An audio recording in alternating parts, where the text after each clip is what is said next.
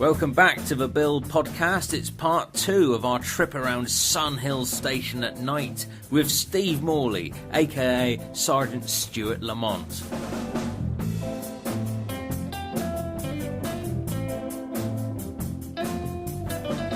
Coming up, you get to enjoy live reactions as I show Steve scenes from his episodes for the first time since broadcast.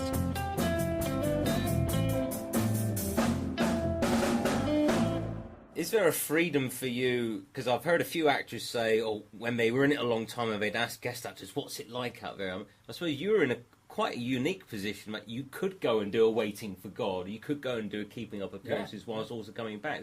How did your contract work, where you did your first episode and then you came back for an episode and then there was that drought, but then you did like 8 episodes in 91 and 7 and 8, and so how did it work? I got an individual contract every time. Right, okay. Every single time was a new contract. So I was just tied to an episode at a time. Right. Whenever there was no... Had I been contracted, then they would have used me a lot more. Mm. You know, and going back to people you work with, I mean, it wasn't just the actors, of course, there were the behind-the-scenes people. Yeah. You know, the assistant directors, the directors were always freelance. You've got different directors almost every time. But you had the staff there, and the people like Nigel Wilson, who I still see at the occasional football match. Nigel was the kind of coordinator there, and he started as a stage manager. And so it's his job to make sure that all the actors were available for all the different scenes that they were doing. Because at one time you had 3 units filming in that one location down in South Wimbledon, and you can't have one actor being in 2 places at once, so he had to coordinate all that, and he was fantastic, and he was very much part of trying to get my character more involved, because I've been in it so long, and they said, well, we're going to... So they did do an episode where they gave me a lot more, but it was a subplot within the episode, and it was a new director. Me and Tony Callahan, we got in out that we rehearsed all this. Tony was great. We were really happy with what we were doing with these scenes. It was witty, it was punchy, we'd got the lines together, we knew our stuff, we'd done our homework, as they say, and we'd rehearsed it, and we were about to film it, and the director came in and said, look, I don't really know why we've got this scene here. And I said, well, it's because I've been in this show God knows how many years, and they want to try and give the character a bit more profile. And I said, yeah, but it doesn't add anything to the plot, we're not going to do that. And he just cut the scene. And I was like crestfallen, really. Yeah. And then a week later, I went in back and finished off the other scenes, and it was a shame, because certain people had put themselves out to try and do that. We did do it was that particular episode where I'm interviewed for the job, and there was some really funny stuff. There's scenes before that he just cut. He said, "Oh no, I'm about a minute and a half over time, and this is not really part of the story." So, I mean, fair play to him. That's what you have to do as a director. But it was, really, really disappointing for all concerned. And you have a wonderful line in the interview scene. It's called "Shock to the System." The episode is written by Chris Russell. I laughed out loud because when Colin has the scene where you said, "What would you do with this young offender?" and you said, "Well, I'd remonstrate with him." Tell him not to behave like a prat. Yeah. It's a great line. I laughed out loud when I felt it's so well delivered. And there's a writer called Richard Stonehouse. He writes a lot for Lamont.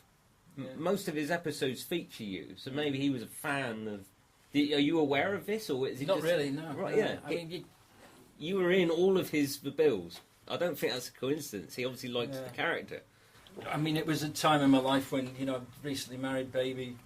Really struggling, really struggling at the time, and anything that came in was welcoming. My ex-wife was working as a teacher, so she was going to have to work every day, and I was being a house husband.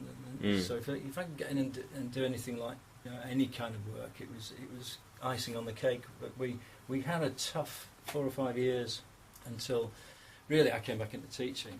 Yeah.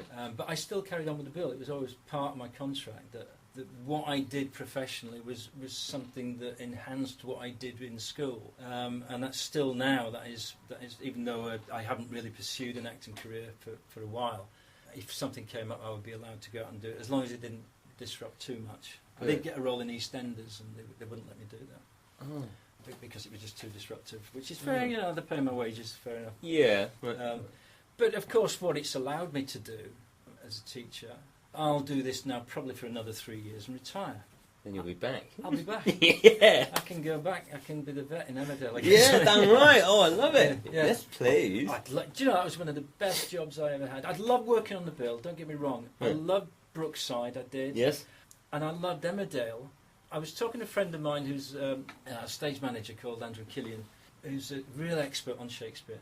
And I was saying this to him, and I said, why was it, that I'm trained in the theatre, I've had some great successes in the theatre, and yet the word I really loved the most was being in telly and the continuity and going into it like a factory. It's like factory work. You're going in, they're churning this stuff out. And I said, I could really get into the discipline of that and loved it. And he said, because you love Shakespeare. And I said, what do you mean? What's that going to do with it? He said, because that's how Shakespeare worked. Because Shakespeare would have he'd take his play in and everybody would be given their parts and they'd have to learn them really, really quickly. The next week, you go in the morning and one of the partners would come and say, right, tomorrow night we're down at the Palace, we've got to do Midsummer Night's Dream, here's your roles again, your bits of paper with your parts on, learn them, and you work like that, you work like a factory, and that's the way you do it. That was interesting because, I'm a great lover of Shakespeare. Where we are now in the Barbican is a spit away from where Shakespeare lived, where he wrote his latter plays. Well, there's a theatrical element. They use you to great effect in the bill with the long one-take walk and talk scenes. I mean, the longest, you've got a 2-minute walk and talk through the custody area, detailing every single occupant of the cells with Tony O'Callaghan. You've got some great gags. You open up a cell. The episode is called The Wild Rover, yeah. That takes some doing, hitting your marks and knowing that the camera has got to come through the door and all that. I mean, it must have been great fun to make and hard work as well. The very first scene I did on the bill as Lamont in Balby Road, I believe, it was a long shot going upstairs, along through doors. Yeah. We rehearsed it for the cameras, of course, and we're doing it, and this cable's getting in the way, and this is messing, and it was a cracking director. And he was really happy with what we'd done with it, and we were all pretty good on the lines and everything. And there was a pal of mine there who I played cricket with, Mal Mackay, and I said, Mal, how many takes do you reckon? He said, take about 7 this. I said, we'll do it in 1. And he went, no way, pal, no way. And I said, we'll do it in 1. He said, yeah, well, I said, no, we've got it together, we'll do it in 1. And and I love those kind of challenges. That's what I love about the work, is that kind of challenge, getting timings right. So we came to do it, and we did it perfect. And we'd had a little bet on this. I said, I bet you £5.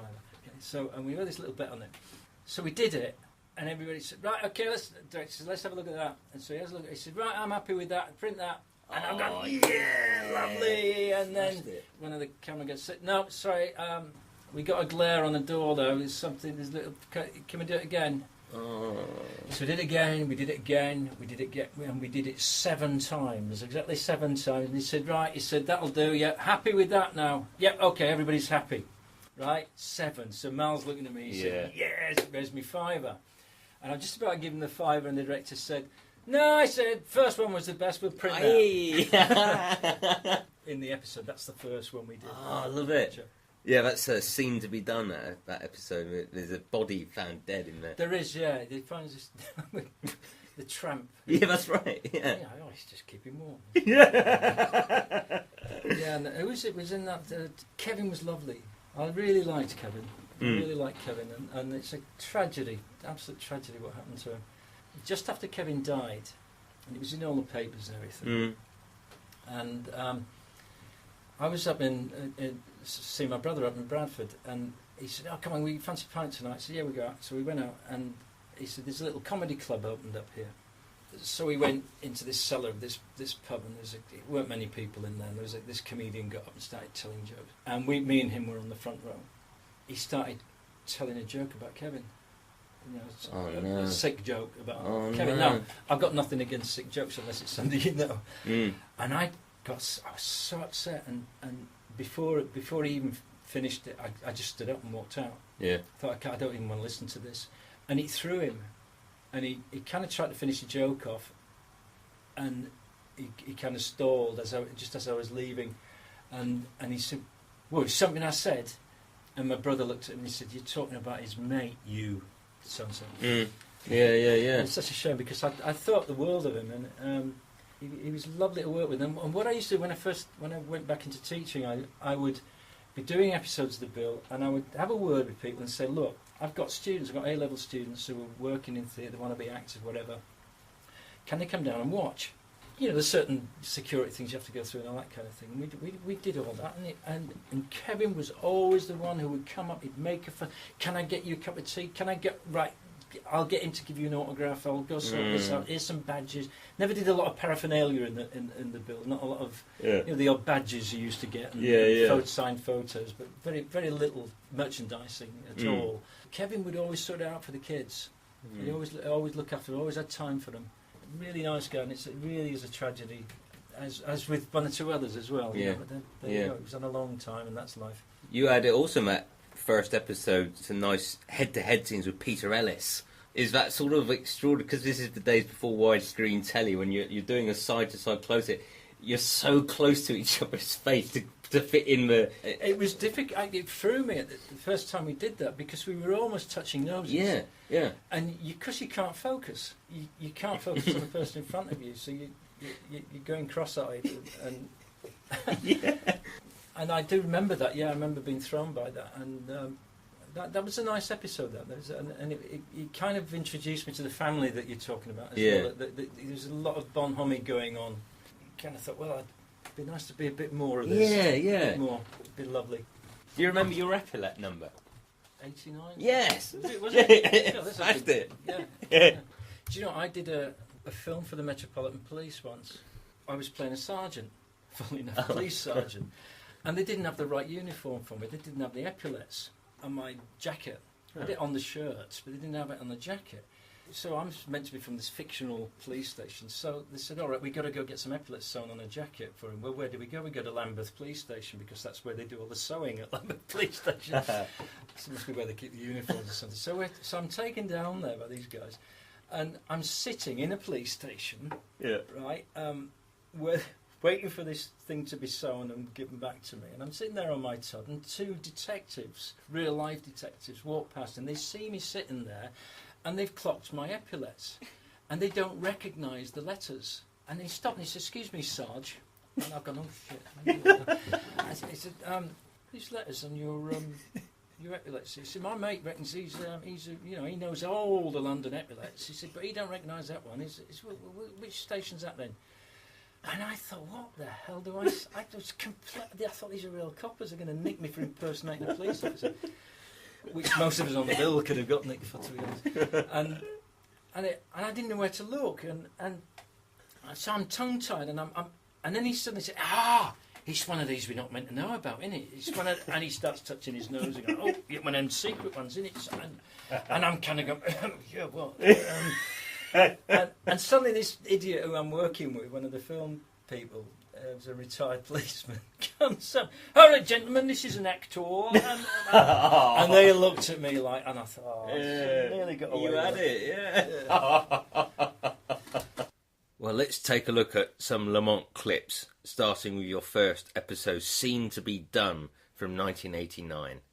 Dear old Roger, lovely man. And when I did my play Zest of Scotland with Larry in it, we threw a party. I had a restaurant afterwards and threw a party, and there were 5 sergeants from the bill there. Oh. And that was the last time I saw Roger. Oh, good opportunity this to stamp your authority on a role like this, because it's the first time we've ever seen another sergeant in the series. Yeah, it was because you thought then it's such a big role in it that you thought, well, maybe there's going to be more coming from this, and it would have been nice to develop the character. Sockos on the way round. Because you got little opportunities as the years went by, and that's when I started to try to bring the humour in it. Yeah. There is an episode where I'm whistling. I've done something wrong. I've cocked up somewhere. I'm trying to hide it, and I end up whistling. And they said, I said, "What do I whistle?" They said, "Well, I whistle anything." So when we rehearsed it, I whistled the theme tune from Dixon of Doc Green. And he went, no, not having that. Look at that, eye to eye. Yeah. One of the rare occasions that I was outside the station. I think it only happened twice. Yeah. And now here's Series 7's Bottle from 1991. It looks like I've got a wig on there. Different hairstyle every different year. My ballad needs sorting out. Sam Miller is now quite a prolific television director.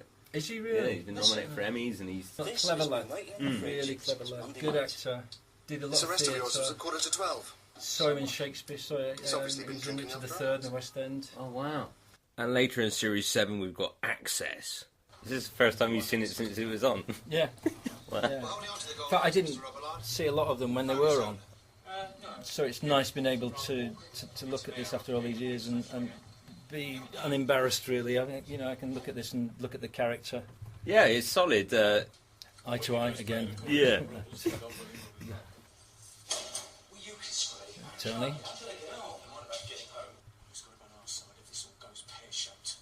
Well, I love that expression. They use that a lot in the book, pear-shaped. Yeah. It used to come out and you think, where did this come from? Yeah. It originated in the bill, pear-shaped.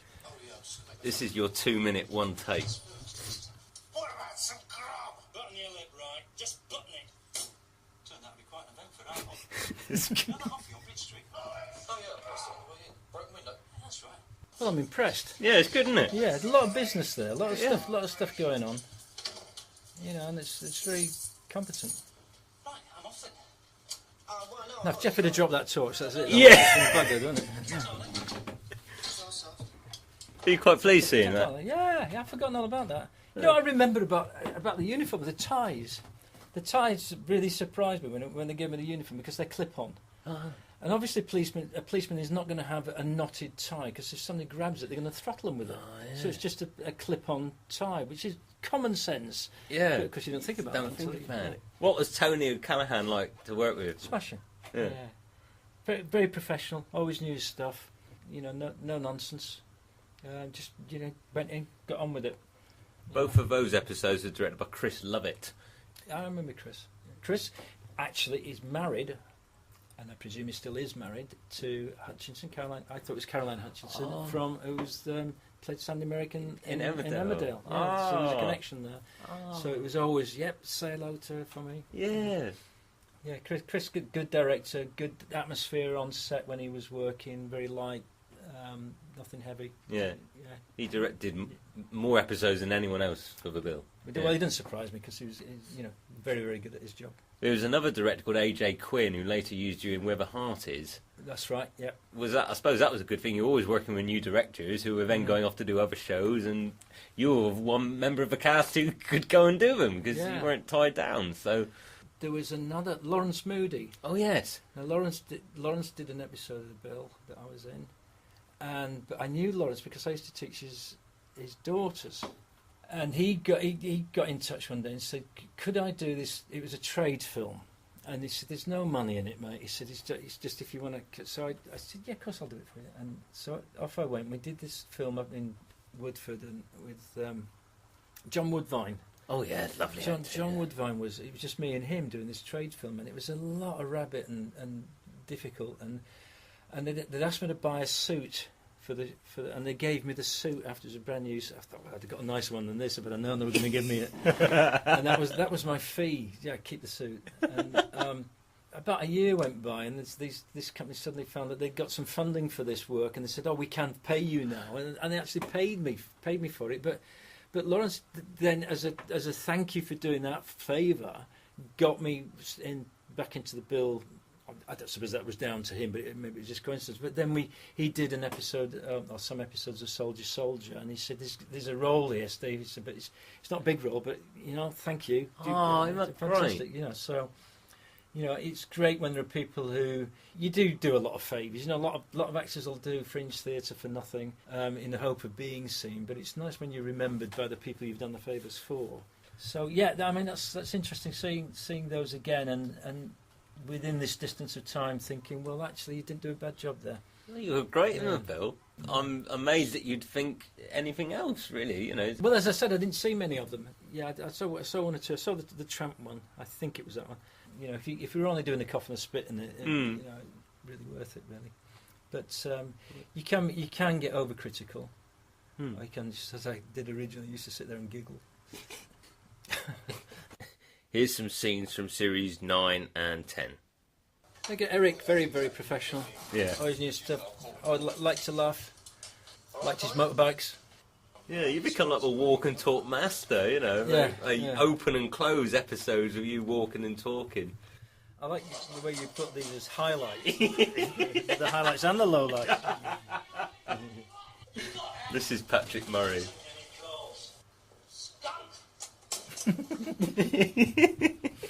Yeah, some nice bits. I've forgotten.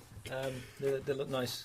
Yeah. Together like that. Great. I mean, one of the fans, Karen Carpenter, is a massive The Bill fan. She's in Australia, and she wondered, she knows that Nuala Conway used to hide her sandwiches in her police handbag. She wondered whether you ever hid anything in the custody sergeant drawers, or if anyone was a bit of a practical joker in that department. Or...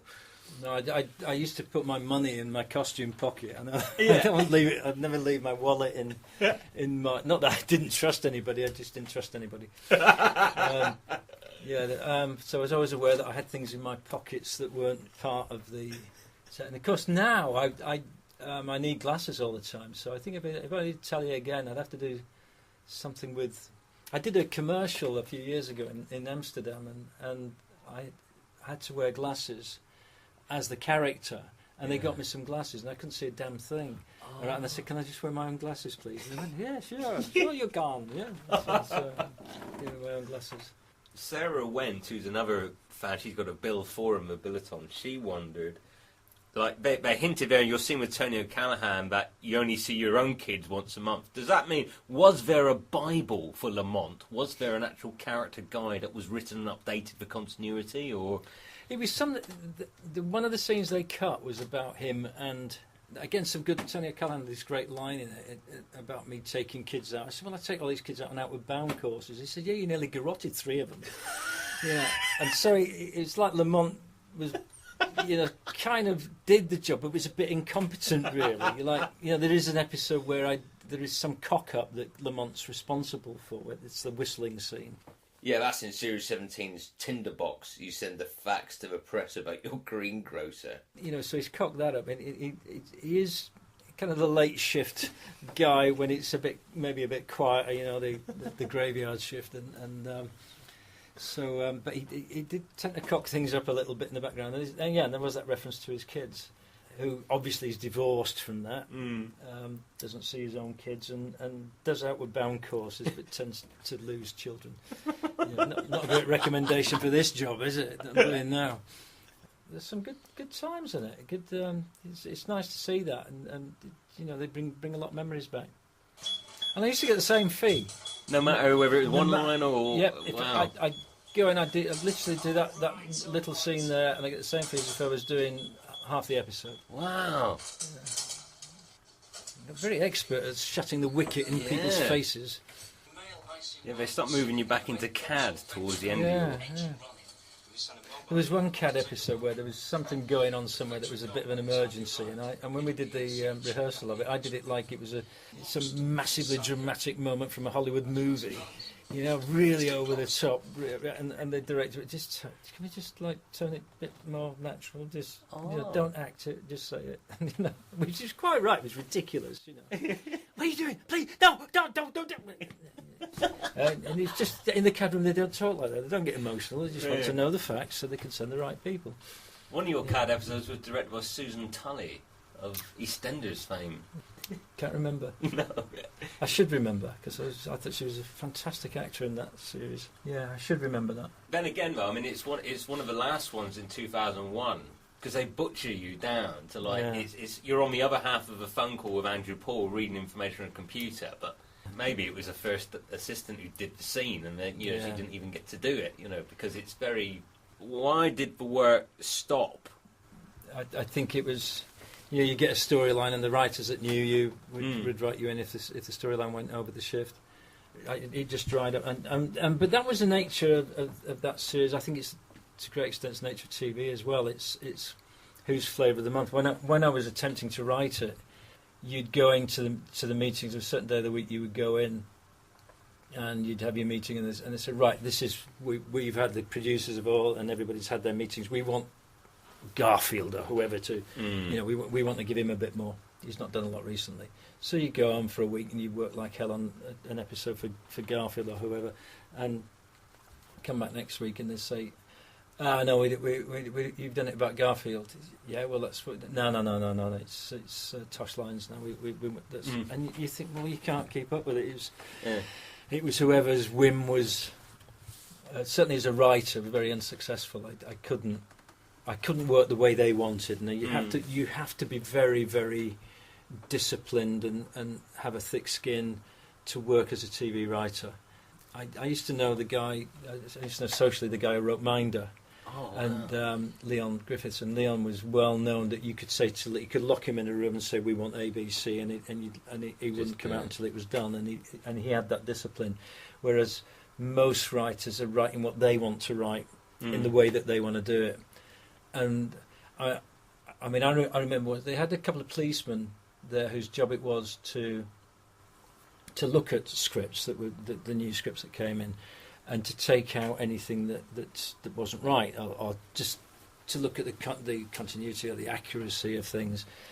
And I went out with some policemen around Wimbledon in the back of their car, and they were following another car that had its hazard lights on.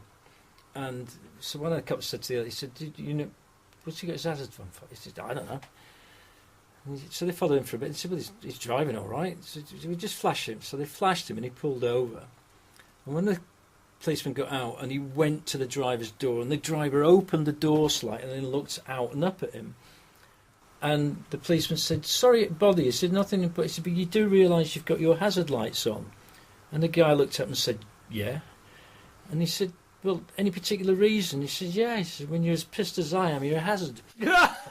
And he fell out of the car. And so they nicked him. They put him in the back of the police car with me.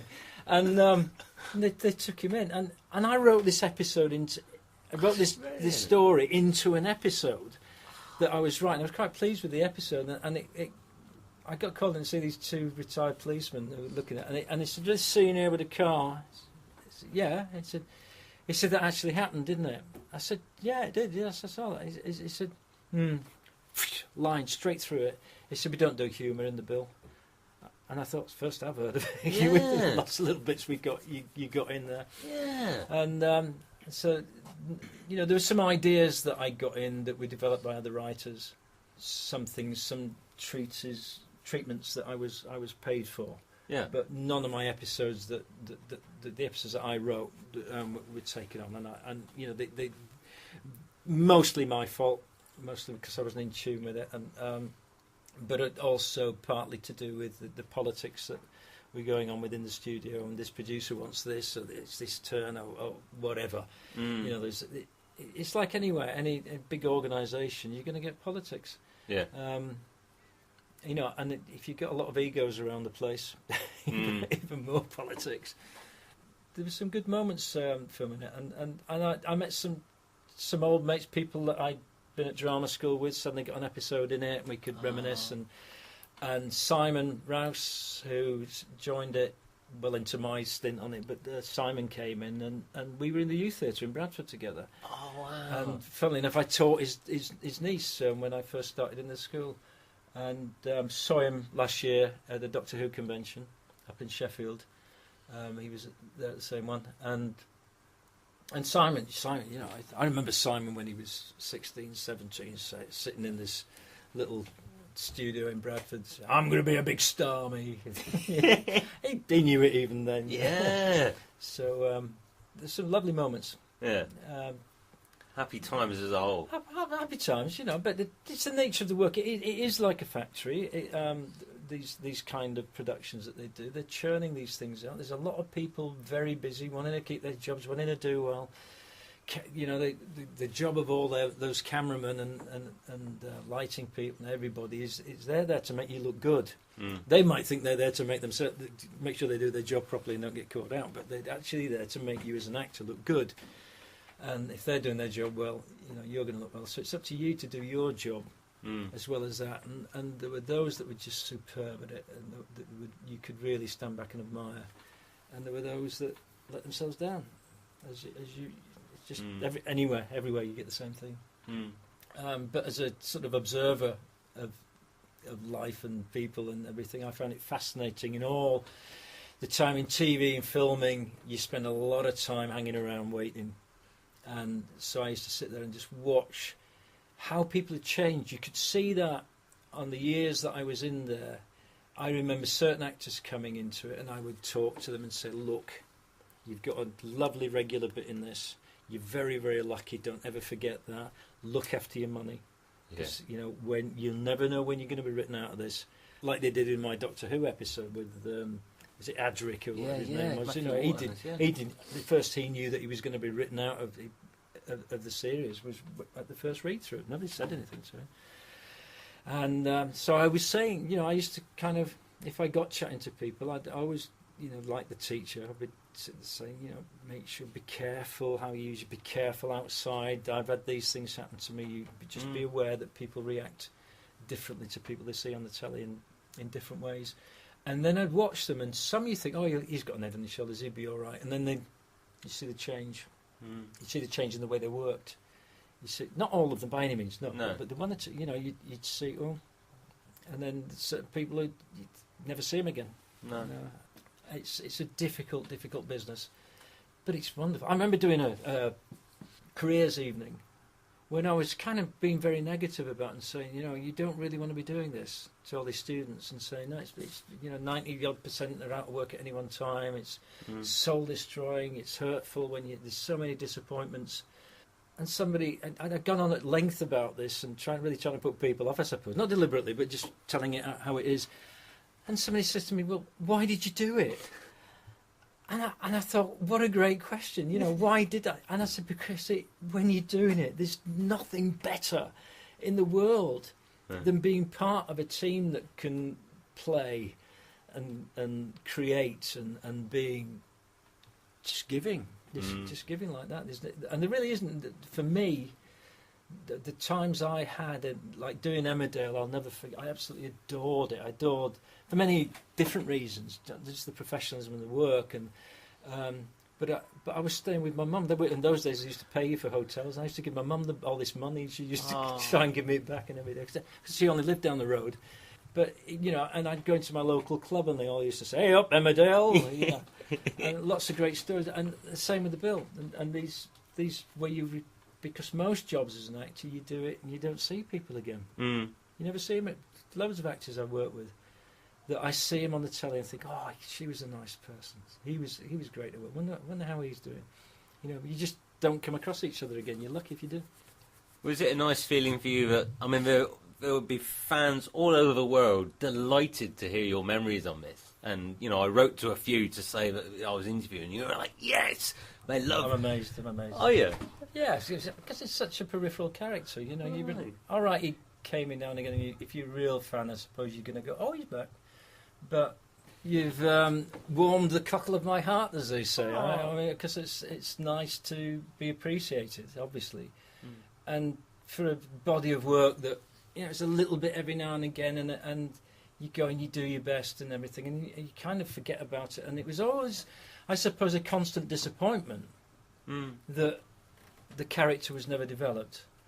And it was always, I always thought, such a great shame. And I wasn't the only one. There were many people who in the building there, in the factory, who, you know, whenever I came and said, why have they never done anything with the character? You know, you're obviously, the little bits you have, you're making something of. So in a sense, yeah, getting another job on the bill and going in, a new contract again, and going in, and hopefully, it was like you're starting again every time. But there were those people there who always made you feel welcome, like Larry and Eric and Trudy and Ben Roberts. What a character! I could tell you some stories about Ben. Oh, please. He's wonderful. I'm not going to do no. Nothing salacious, but real eccentric, lovely character to work with. Totally, utterly different to the character he played and you know, you have this sort of hard professional copper there. Nothing like this fun-loving eccentric that would do some crazy things. And I can't possibly... I'll let him tell you that if you can find him. Yeah, we'll track it down. Yeah, but to the fans, immensely grateful. I mean, that's really cheered me up no end. And the kids that I work with, you know, well, if they ever heard this, I think they'd be very surprised. Yeah. They think Mr. Morley and all his stories. You know, they call me Mr. Story. You know, all my theatre stories and everything. But they probably just think it's me making it all up. No. And we ask each interviewee to nominate a charity as well, but the listeners can donate a couple of quid to if they feel so inclined. Is there anything that's particularly important to you that people could support? Well, I always I have a standing order going out to Amnesty International. I've been a great supporter of them over the years. I've written thousands of letters for Amnesty International, so that's a very noble cause. And there's an English charity called the Campaign Against the Arms Trade, which might be a bit political for some people, but I think the sooner we stop selling people weapons, the sooner we'll get rid of our wars. Yeah. Maybe that's just optimism. But Amnesty and the Campaign Against the Arms Trade are the charities that I support. Fantastic. Well, I am so grateful to you for doing this. I appreciate all my approaches to try and get in touch with you. You must have thought he was this crazy Bill fan who wants to track me down. But I'm really grateful for you. I've enjoyed it, and thanks for reminding me of all that stuff. It's I'd say some of it I've never seen, and all of it's forgotten just about, but not anymore. I've enjoyed that, and to the people who are listening, thank you.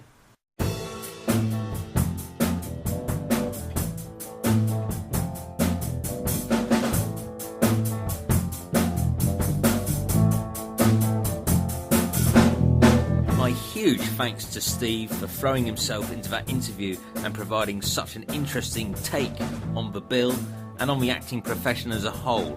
I really enjoyed meeting him. He took me on a tour of the School for Girls where he teaches in the historic Barbican in London, and his passion for his subject was infectious, and I really enjoyed our evening together. My huge thanks as well to both Larry Dan and Ian Cullen for helping me track down Steve and get in touch. And I'm sure we're all grateful to have heard Steve's memories.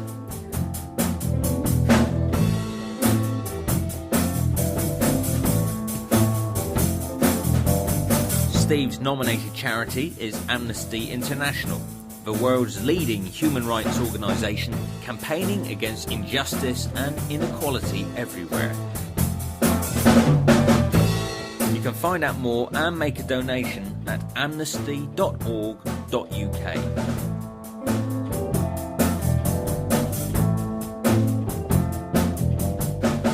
Also, just a little note to manage some expectations. I hear from a lot of very enthusiastic The Bill fans about, I'd love to hear so-and-so on the podcast. Some people tell me the same people they'd like to hear over and over again. The reason I don't comment on this at all is that some of the actors have said no, and it would be unprofessional of me to detail who has said no. There are others who are either on tour in the theatre or are away making films and television, and so at this time they're not available, but the door might be open later, so I check in and out. But yeah, there have been some, and some well-known names who have politely declined to take part. It's just not for them, and we've got to respect their decision there. There's still some fantastic interviewees coming up that are recorded for the rest of the year. Sit back and enjoy them, and let's see what Series 3 of the Bill podcast brings in 2019. Next time on the Bill podcast, I have the enormous pleasure of interviewing one of the finest actresses this country has ever produced. She still continues to add top-notch drama to her resume, so get ready for a trip down memory lane with the legendary Carolyn Pickles. Well, playing a boss woman is great. Yeah, a pen-pushing boss woman.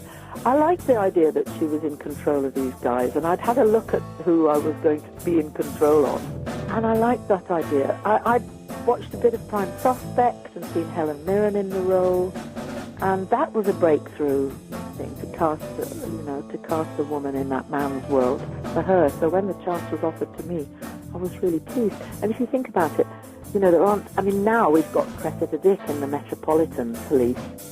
We don't think twice that women are in leading roles.